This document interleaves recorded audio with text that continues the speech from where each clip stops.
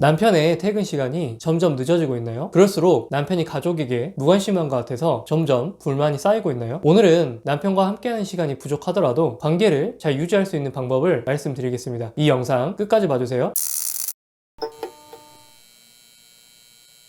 먼저 오늘 영상에서는 남편이 외도를 하고 있다고 의심된다거나 개인적인 취미생활이나 술자리 때문에 일부러 늦게 귀가하는 상황과는 조금 경우가 다르다는 걸 말씀드릴게요. 남편이 일 때문에 어쩔 수 없이 늦게 퇴근하거나 주말까지도 바쁜 상황에서 우리가 어떻게 관계를 지키고 남편과의 소통을 이어나갈 수 있는지에 대해서 이야기 나눠보겠습니다. 늦게 집에 들어온 남편은 대부분 피곤한 상태이고 짜증이 섞여 있을 겁니다. 그리고 우리와 함께 시간을 보내기보다는 편안하게 쉬고 싶어 할 가능성이 높을 거예요. 늦어서 미안해 나는 이런 말 한마디만 하고 씻고 바로 자거나 피곤하다면서 TV나 유튜브를 보다가 잠드는 경우가 많을 겁니다. 그래서 정규 과정을 진행하다 보면 아내분들이 이런 말씀을 자주 하십니다. 남편이 늦게 들어오는 것보다 집에 와서도 저한테 아무런 관심이 없는 사람처럼 그렇게 행동해서 너무 서운해요 라고 말이죠. 그리고 이 아내분들이 나름대로 문제를 해결하기 위해서 하시는 행동이 대부분 비슷했어요. 처음에는 뭐 회사에서 힘들어서 그랬겠지 이렇게 이해하고 넘어가지만 이런 패턴이 계속 반복되면 어떨까요? 남편에 대한 서운함이 계속 커지고 커져서